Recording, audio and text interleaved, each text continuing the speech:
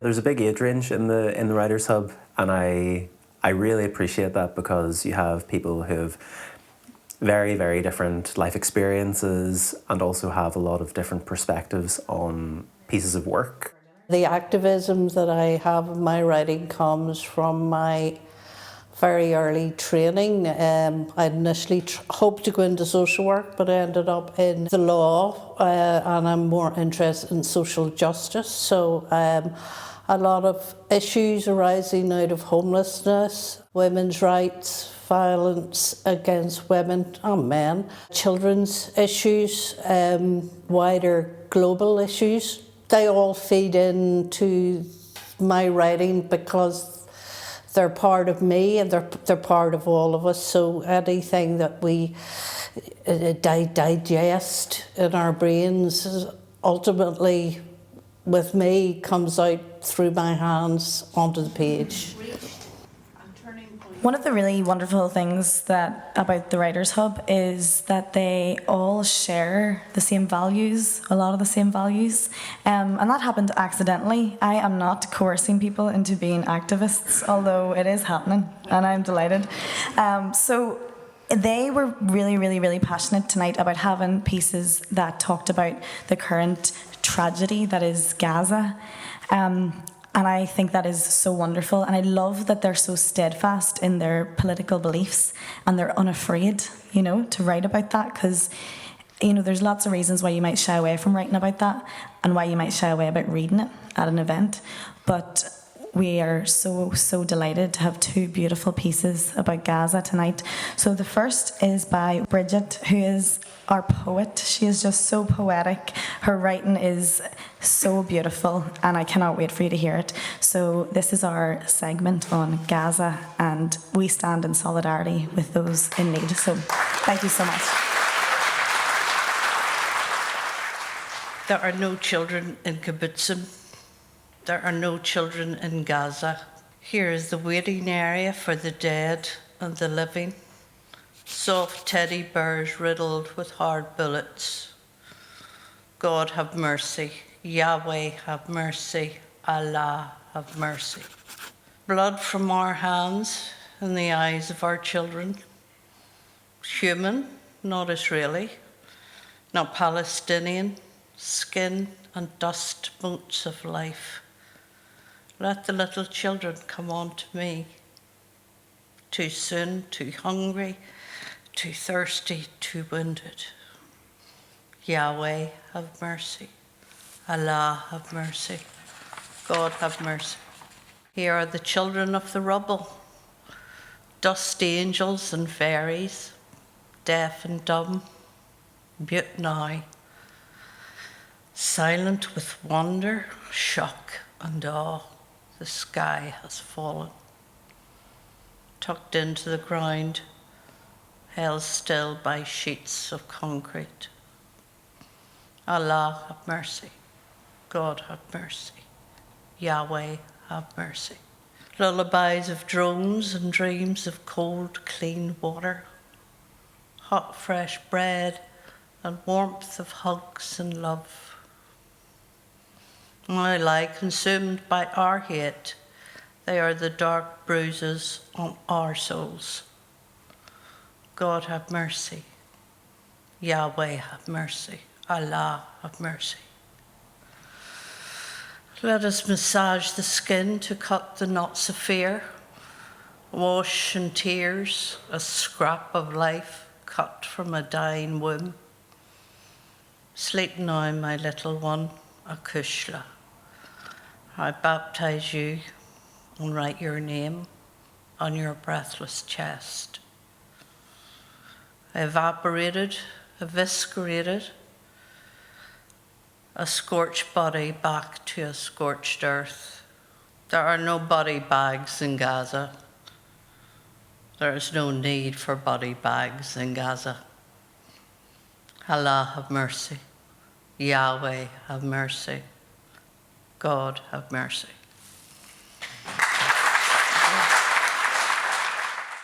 After we read to each other, we would generally give each other a bit of feedback and talk about what that brought up for us. These are people that I trust and people who push me to explore things in a different way or who educate me in areas that I just haven't reviewed before. As a writer, I generally focus a lot of my activity on what I've experienced growing up, and being a member of the Writers Hub helps me view things in slightly different ways. There's people here older than me, there's people that's younger than me, and it's an amazing kind of, it's just like past, present and future all going on at once. It's fantastic, it's exciting. I definitely love the broader experience that we get from all of it, like the different viewpoints on life and like how we went through it. Like having someone who can be like, you know, like a couple decades older than I am, or someone like closer to my age. Everybody's so different, but it's great to hear everybody's different slant on things, or different way of coming at it, different way of telling the story. It's great, and just broadens your horizon so much. And it's not even just learning about writing and learning about the history of North Belfast through people who have lived through things that I've never lived through. Really, I'm a Belfast girl, and I'm proud to be a Belfast girl, and I think that we have such an expressive and characterful way of saying things, and I find that I put that into my writing. I use sayings that I heard my mummy saying, or things that my granny might have done. I was 12 years old the first time I saw my granny. But maybe I should explain. It wasn't the actual first time I'd seen her. We lived just 2 streets away. I saw her almost every day. Sometimes my sisters and I were bribed, manipulated even, into an overnight stay. Our stomachs churning at the very thought of the congealed grey mass that she called porridge the next morning. Our Dash said, storing up trouble with all that milk and sugar. Life, like porridge, wasn't meant to be sweet.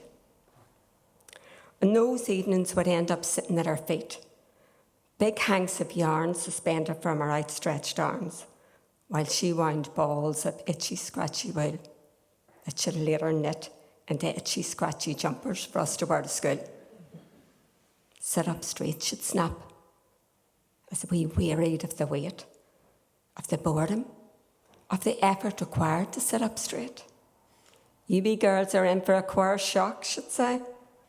You need to smarten yourselves up a bit before you are much older. She never actually said what the queer shock was likely to be, but our granny was on a mission to toughen us girls up. And despite the slow death of our eyesight, our granny was knitting us our very own hair shirts. So when I say it was the first time I'd seen her, what I really meant was the first time I'd seen her since she died. She died when I was 10. So it was a bit of a surprise when I saw her passing one day on the number 77 Waterworks bus. Now that was the bus that ran right across the town, Limestone Road all the way to Donegal Pass. She smiled and waved as the big red double-decker spluttered away from me. It was still the old ones then, with a conductor and his ticket machine, with a platform at the back where people might jump on or jump off, sometimes while the bus was still moving. I took to my heels, run down the road, yelled for the driver to wait. Maybe I could make it to the next stop, but the lights were against me, and I ended up choking on a lung full of diesel fumes instead. But it was her, wasn't it? She looked so happy. And where was she going? And on the Waterworks bus too. Did my granny even know anybody that lived across the town? But the thing that kept me awake that night wasn't that I thought I'd seen a ghost. I couldn't recall ever having seen my granny looking quite so cheerful. I wished I could. Wished that we had brought her the happiness other children brought their grannies. But my granny wasn't of a mind for frivolities. When the sun was shining, rain surely wasn't far.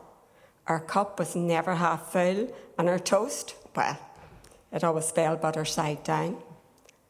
So it seemed to my childish heart that my granny had found happiness in the hereafter, happiness that she'd never found in all her 67 years among the living.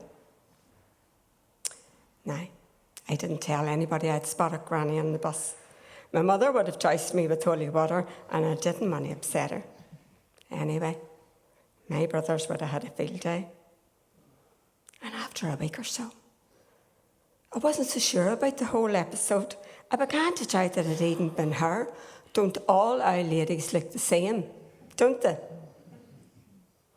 I decided it must have been a trick of the light. Imagination had got the better of me. Beer plays with your mind when you're on your own and the nights are getting dark. And well, then I saw her again. About 6 weeks later, there she was, the bottom deck of the number 3 Antrim Road via Carlisle Circus. She gave me a nod, a discreet gesture of the hand, a wave the Queen of England would have been proud of. This time I knew it was her. It really was.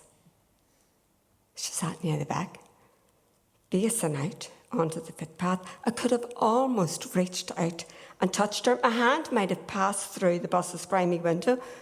Well, why wouldn't it, when you're face to face with your dead granny? I might have felt the chaff of her good tweed coat, the one she'd bought the winter before she passed.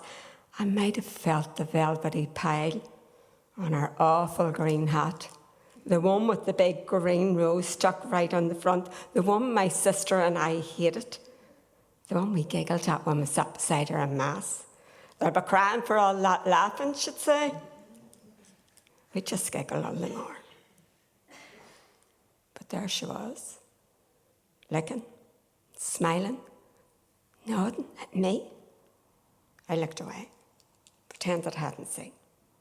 It was that hat, that stupid hat. And I was with my friends. Anyway, she was dead, wasn't she? November, my birthday came and went. 13, a milestone. A teenager, almost a grown-up, in the days when birthday expectations extended no further than a candle on an iced Florence cake after dinner. I went to the pictures with my friends. I was 13 after all. Disney's Jungle Book and an ice cream on a stick from the cigarette girl at the interval. And there was my granny, gazing down from the front row of the balcony. She had her coat off and that stupid hat still perched on her head. She looked like she just had a shampoo set, like she'd just been to Miss May's hairdresser's. She licked her ice cream, held it aloft, blew me a kiss. So maybe I was wrong. I had to be wrong. My granny didn't do kisses, didn't do displays of affection. I tried to remember at least one pat on the head, one stroke of my cheek, one darling, one sweetheart, one love. To my disappointment, there were none. But she looked younger, softer. You might have even said pretty, like somebody had pressed her rewind button. So I waved back. My friends followed the direction of my hand, then looked back at me. What are you doing? They said. Who are you waving at? Nobody, I said, just some wee kid up in the balcony. Well, what else was I supposed to say? Oh, it's just my granny. We buried her 3 years ago, but look, there she is upstairs in the balcony, licking an ice cream. Only she wasn't. The space she had filled was a space again, empty of people, of children, of grannies in embarrassing hats. I sort of expected to see her outside, tapping her boot, handbags swinging from her folded arms. My granny didn't like being kept waiting, especially not by children. Disrespectful, she said. But the cinema emptied around me. People rushed past, anxious to get away before the national anthem. People who weren't about to stand for anybody's queen. So can you feel shame and delight all at the same time? Can you feel embarrassment and sadness and relief? My granny had gone, but where to? And why was she here? By the time my 14th birthday came around, I'd seen her at least a dozen times, oh, maybe more, maybe 20 times, but all was at a distance and all was out of reach. And I know it's hard to believe, but she was a picture of health. I mean, how could a dead woman, a woman who's been dead and buried for nearly 4 years, look so happy, so healthy, so full of life? I can't say I wasn't scared, because I'd always been scared of her. My granny was a very scary woman, but I missed her when she wasn't, well, when she wasn't there. I was always searching, always hoping she'd been around the next corner, on the next bus. But how? And where did she go? In between, when she wasn't, I mean, if I didn't understand what she wasn't, how could I ever understand what she was?